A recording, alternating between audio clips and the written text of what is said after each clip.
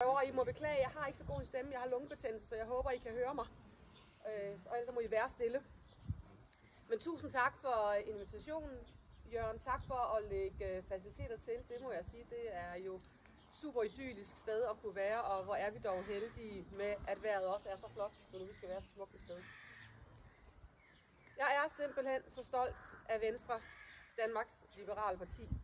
Det er jeg på mange måder, og jeg er det næsten hver dag.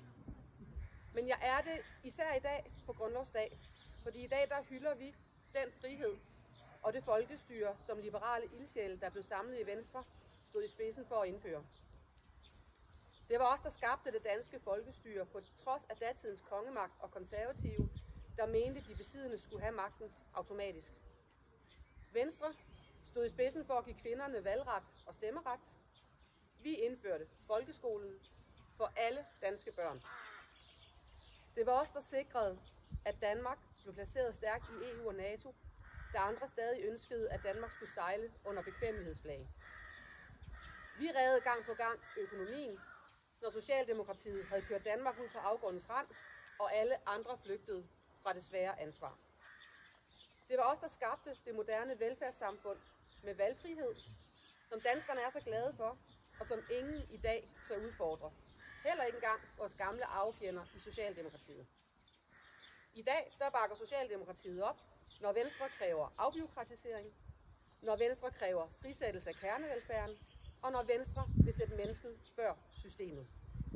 I dag er det Venstre, der sætter retningen for det danske velfærdssamfund.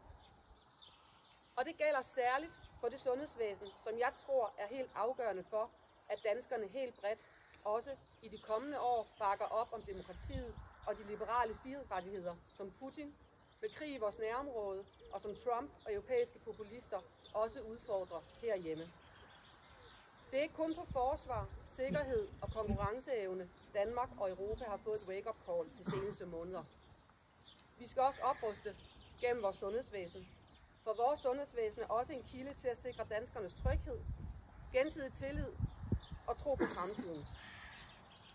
Et velfungerende sundhedsvæsen, der lever op til danskernes forventninger, er også en vigtig forudsætning for, at vi i fremtiden i Danmark kan fastholde vores følelse af at høre til i et stærkt dansk fællesskab, hvor vi hører sammen, og vi løfter sammen. Det er det, vores demokrati det står på. Med den sundhedsreform, Sophie Løhde og Stephanie Lose har samlet regering og Folketing om, der manifesterer vi endnu en gang, at Venstre er Danmarks sundhedsparti nummer 1. Venstre skabte patientrettighederne, der gav danskerne frit valg af hospitaler og nedbragte lange ventetider. Venstre skabte kræftplanerne, kræftpakkerne og de andre patientpakker, der har genskabt tilliden til det danske sundhedsvæsen. Vi skabte de moderne hospitaler med akutfunktioner og gav det specialiserede sundhedsvæsen et kæmpe løft. Og nu skal vi sammen opbygge det nære sundhedsvæsen, helt tæt på danskerne, som skiftende regeringer gennem de sidste 10 år ikke er lykkedes med. Det er en kæmpe opgave, og især for os, der bor i Region Hovedstaden og Region Sjælland, som nu fusioneres til en samlet region for 2,8 millioner danskere. Det bliver en kæmpe opgave at få 2 store sundhedsvæsener til at fungere sammen og gøre det til en succes.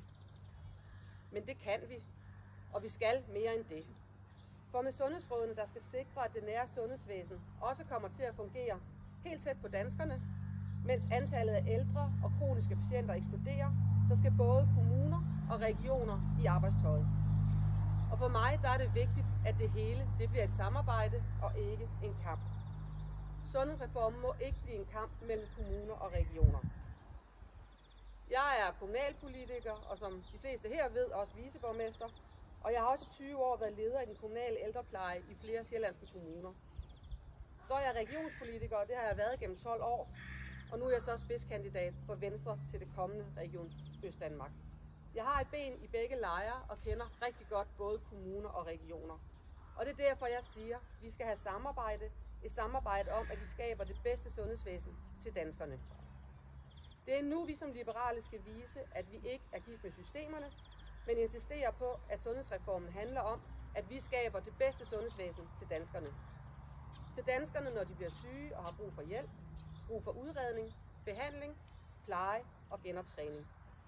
Fordi vi sætter mennesket før systemet, som vi har sagt i generationer på Venstres landsmøder og grundlovsmøder, det skal vi gøre igen. Det er netop her, at vi som liberale for alvor skal træde i karakter og vise, hvorfor danskerne også i fremtiden kan have særlige forventninger til os. Venstre er ikke et kommuneparti eller et regionsparti. Vi er danskernes parti. Alle danskers parti. Og det er derfor, at Venstre ved det kommende regionsrådsvalg i Region Østdanmark for alvor kan indtage hovedstaden, sammen med Sjælland, Lolland-Falster og Bornholm. Venstre står på en meget stærk arv, og den tænker jeg, at vi skal huske at dyrke, mens vi udvikler vores politik og de fortællinger, der skal overbevise danskerne om, at Venstre også i fremtiden er det parti og de mennesker, man kan have særlige forventninger til. Og jeg siger det særligt i år, hvor vi står foran et historisk valg, når vi med regionsrådsvalget i november fusionerer Region Hovedstaden og Region Sjælland. Det bliver en kæmpe opgave, en historisk opgave, og i Venstre, der tager vi opgaven på os. Fordi, som jeg sagde tidligere, så er vi Danmarks sundhedsparti nummer 1. Vi er Danmarks liberale parti. Jeg glæder mig til regionsrådsvalget. Jeg glæder mig til at præsentere Venstres kandidater og Venstres politik. Og jeg glæder mig til, at vi sammen gør det kommende regionsrådsvalg historisk på mere end en måde. Det skal være historisk, fordi det er første gang den nye region, som omfatter halvdelen af danskerne, sammen vælger et nyt regionsråd. Men det kan også, hvis vi er dygtige nok og står sammen om at kæmpe for vores liberale løsninger, føre til, at Venstre kan erobre hovedstaden. Det ville virkelig gå over i Danmarks historie. Jeg er klar til den opgave, og jeg ved, at Venstres dygtige kandidater til den nye regionsråd er klar til at kæmpe for det sammen med mig. Tusind tak for ordet, og jeg håber, at I får en fortsat rigtig god dag. Jeg vil ønske, at jeg kunne blive og spise pølser med jer, men som Jørgen sagde, så skal jeg køre lige efter Sofie ind til Frederiksberg og holde den næste tale. Rigtig god dag.